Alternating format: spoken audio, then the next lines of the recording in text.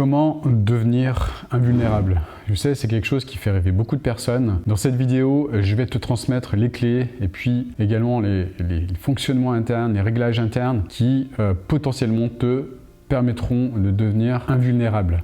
Donc ce sont des réglages qui vont également t'aider si tu as peur du regard de l'autre, si tu as peur de ce que pensent les gens de toi, ce genre de choses, si tu as peur de t'exposer et par conséquent ce genre de choses te bloque et t'empêche de développer ton activité, que ce soit une activité de coach ou une activité de thérapeute, peu importe. Dans cette vidéo, je te parle de tout ça précisément, donc reste bien jusqu'à la fin de la vidéo parce que je te délivre une clé qui va te permettre de devenir totalement invulnérable. Je te parle de tout ça juste après le jingle.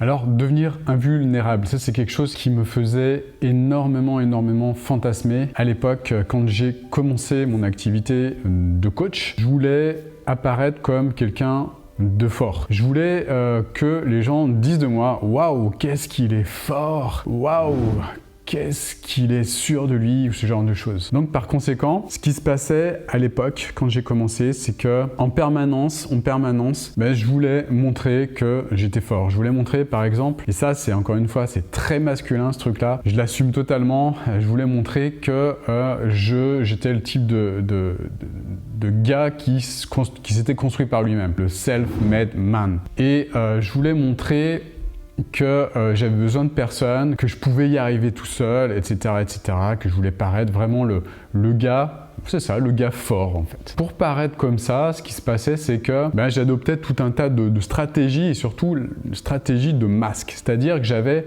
en permanence le masque du mec que rien ne touche. Le gars fort en fait, le gars impassible, le gars qui, il lui arrive quelque chose dans sa vie, ouais, même pas mal quoi, tout va bien, ce genre de choses. Le problème, déjà, pourquoi je portais ce masque? Pourquoi je portais ce masque? Parce que tout simplement, j'avais peur que l'on voie mes faiblesses. J'avais peur de montrer que j'avais des failles, comme tout le monde, comme chaque être humain évidemment. Mais j'avais peur de le montrer. J'avais peur de montrer que potentiellement je pouvais être touché par telle ou telle chose. J'avais peur de dire et surtout de montrer que j'avais des blessures. C'est quelque chose qui me terrifiait en fait.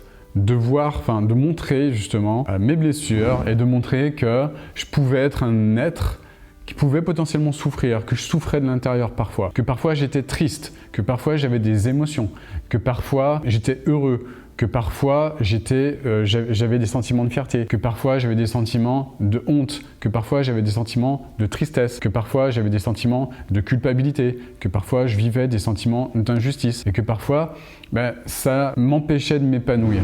Ce genre de choses. Ce que je faisais, je parlais pas de ça, je montrais juste une facette de moi en fait, la facette du monsieur parfait, monsieur costaud, monsieur tout va bien, monsieur j'ai pas de problème. Donc ça c'était quand j'ai commencé à me lancer dans le coaching. Par conséquent, qu'est-ce qui se passait? Eh bien quand j'avais commencé, je me souviens à cette époque-là, à faire des vidéos, et qu'est-ce que je transmettais au niveau de mes vidéos? Je transmettais déjà un message qui n'était pas le mien, et surtout une énergie qui n'était pas la mienne. C'est-à-dire que mes premières vidéos, peut-être que je les republierai, mais je les ai regardées il n'y a pas si longtemps que ça et je me suis dit, waouh, quand même. C'est vrai que j'étais pas du tout moi-même, je donnais en tout cas l'impression que j'avais une sorte de rigidité, que j'avais une sorte de balai dans le « et je parlais comme ça, oui, bonjour ». Et c'était tout sauf moi en fait. Par conséquent, en voulant paraître fort, en voulant avoir cette espèce de masque, qu'est-ce qui se passait? Évidemment, je repoussais, en tout cas moi quand je vois ces images maintenant, ça me repousse. Je me dis, waouh, ce mec-là, j'ai tout sauf envie d'échanger avec lui et j'ai tout sauf envie de me faire accompagner par lui, quoi. Le problème le plus important, c'est que porter tous ces masques-là, porter ces espèces d'armures en permanence pour se protéger de quoi? D'agressions potentiellement extérieures, vis-à-vis de nos blessures, vis-à-vis de tiens, si je montre que j'ai des blessures, il y en a peut-être qui vont se moquer de moi, il y en a peut-être qui vont profiter, ou il y en a peut-être qui vont arriver avec un couteau comme ça, qui vont s'amuser à planter leur couteau dans ces blessures. Par conséquent, je portais une armure en permanence et une armure, c'est pas léger une armure. Une armure, faut se la trimballer en permanence, et se trimballer un masque là blindé et une armure en permanence, bah, ça consomme des calories, et en consommant des calories comme ça tous les jours, en faisant attention à tout ce qu'on dit, tout ce qu'on fait, en fait on est crevé en fin de journée. On n'a rien fait parce qu'on se sent vide. Pourquoi? Parce qu'on n'a pas transmis le message qu'on porte au fond de nous, et qu'on a envie inconsciemment, que notre âme a envie de porter, de délivrer. On l'a pas transmis parce que ces stupides armures nous empêchent de le transmettre. Donc tous les soirs, je me sentais vide de sens, et j'avais l'impression de passer à côté de quelque chose d'important, de passer à côté de ma vie. Jusqu'au jour où je prenne conscience de ça, je prenne conscience de ce phénomène-là, de porter mon armure, là, que ça consommait de l'énergie, que ça m'épuisait, et qu'au final ça servait à rien, parce que ça m'empêchait de m'exprimer, ça empêchait de montrer qui j'étais finalement, ça empêchait de montrer mon cœur, ça empêchait de montrer mon âme, et ça empêchait de connecter avec les personnes qui potentiellement pouvaient être inspirées par le message que je veux porter, que je voulais porter à l'époque, au fond de moi, et que je ne délivrais pas à cause de tout ça. Donc le jour où j'ai décidé de lâcher cette armure, ça a été une révélation pour moi. Pourquoi? Parce que j'ai compris que déjà, quand on n'a plus cette stupide armure, quand on n'a plus ce stupide masque, on se sent beaucoup plus léger. Beaucoup plus léger, pourquoi? Parce qu'on n'est plus en mode protection, on n'est plus dans ce mode-là, on n'est plus dans ce mode potentiellement je peux me faire agresser. Non. Pourquoi? Parce que on comprend que dès lors qu'on enlève cette armure, on marche à cœur ouvert. Et dès lors qu'on montre son cœur comme ça aux personnes, on arrive les bras ouverts comme ça, je montre mon cœur. Vas-y, je suis totalement ouvert. Et maintenant, tu vois, mon cœur, il est là. Et si tu veux, tu peux prendre un couteau, tu peux le planter à tout moment. Il n'y a aucune protection, c'est mon cœur, c'est moi. Tu me vois tel que je suis à l'intérieur. Il n'y a aucun bullshit dans qui je suis, il n'y a aucun bullshit dans ce que je veux transmettre, je marche à cœur ouvert.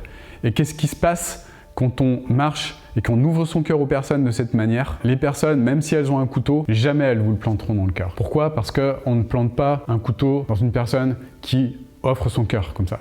C'est pas possible. Et le jour où j'ai compris ça, ça a tout changé en fait. Ça a tout changé au niveau de ma vie. Pourquoi? Parce que j'ai décidé à jamais de prendre cette putain d'armure, de creuser un grand trou dans mon jardin, là, dans mon jardin imaginaire, un trou de 4 mètres. J'ai balancé toutes ces armures, tous ces masques en fer, et j'ai remis toute cette terre sur ce matériel devenu obsolète et inutile. J'ai décidé de ne plus jamais utiliser cette armure. Je me sens depuis beaucoup plus léger évidemment, je me sens beaucoup plus aligné évidemment, et les choses sont beaucoup plus faciles, beaucoup plus fluides évidemment.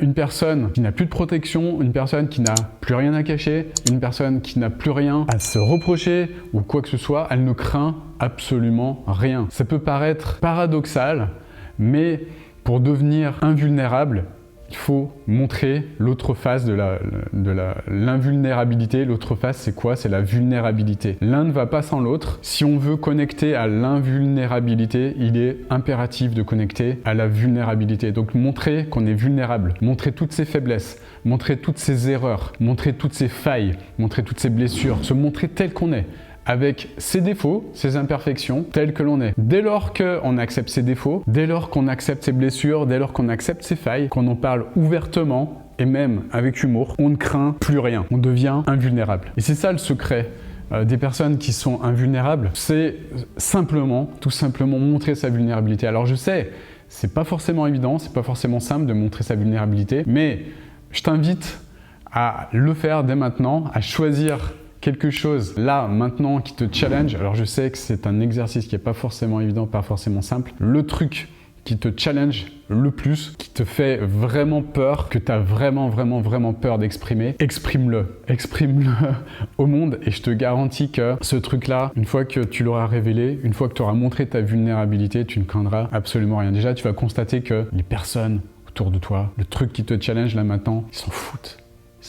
Mais ça, c'est un secret entre toi et moi. Ils s'en foutent. Ils n'ont rien à faire. Quand j'ai commencé, j'étais convaincu, et ça, c'était un truc qui me paralysait, que dès lors que j'ai dépassé l'âge de 40 ans, en fait, j'étais persuadé, convaincu que c'était une grosse faiblesse en fait. C'était le truc qui me challengeait le plus. J'étais convaincu que si je disais sur mes réseaux sociaux l'âge que j'ai réellement, que les personnes allaient se détourner de moi, que les personnes allaient avoir peur, ou qu'elles allaient se dire oh là là, qu'est-ce qu'il est vieux celui-là, enfin ce genre de choses. Je me faisais des films énormissimes, et c'était le truc le truc que je ne voulais dire à personne parce que j'avais tellement peur d'être jugé que je préférais le garder pour moi. Ça me paralysait à tel point que j'en avais des sueurs froides à chaque fois que je devais aborder le thème en fait. Jusqu'au jour où je décide de faire un live Facebook, c'était en décembre 2019. D'ailleurs, tu peux le retrouver sur ma page Facebook, ce live dans lequel je me livre à cœur ouvert. Je parle de tout mon parcours sans rien cacher, en détail pour montrer qui je suis. Et dans ce live, j'ai parlé de mon âge. Voilà, le truc qui me challengeait le plus à cette époque-là. Crois-le ou non, déjà, je me suis senti libéré. Et au contraire, les gens, je pensais qu'ils allaient se détourner de moi. Je pensais qu'ils allaient me jeter des pierres ou des tomates. Une fois que j'allais révéler ça. Non, qu'est-ce qui s'est passé? C'est tout le contraire. C'est-à-dire que j'ai des personnes qui m'ont proposé, qui m'ont demandé de faire des interviews. Des personnes, justement, des personnes beaucoup plus jeunes que moi, des personnes très jeunes qui m'ont proposé de faire une interview, qui ont été inspirées de par le parcours mon parcours, de par ce que j'évoquais, de par ce que je disais. Par la suite, évidemment, il y a plein d'avantages que je ne voyais pas par rapport à ça. L'expérience, montrer que j'avais de l'expérience, montrer que j'ai un vrai vécu, contrairement à des personnes beaucoup plus jeunes qui sont plus dans la théorie. J'ai compris qu'il y avait énormément d'avantages du fait que j'ai l'âge que j'ai.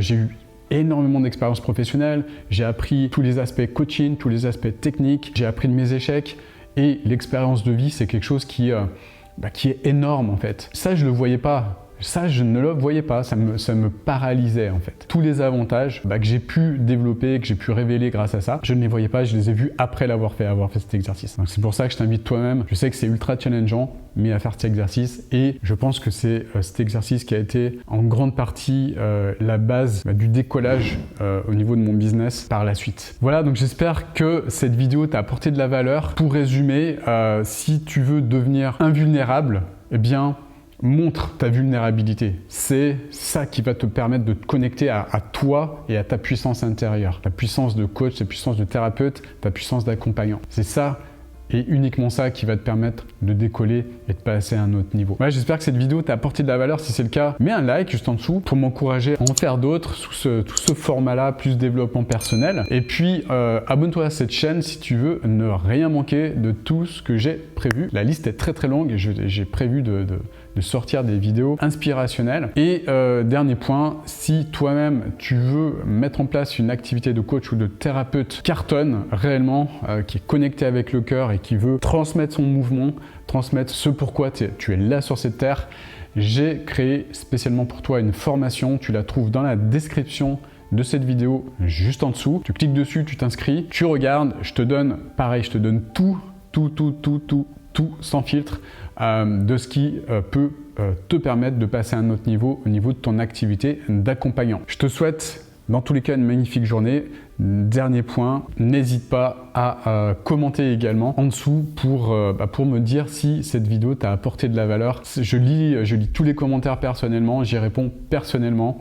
Ça prend un petit peu de temps, mais je tiens à le faire moi-même pour garder ce contact personnel avec toi. Magnifique journée à toi, à bientôt pour une nouvelle vidéo et n'oublie pas de mettre un like si tu apprécies le contenu que je délivre. À bientôt, ciao ciao.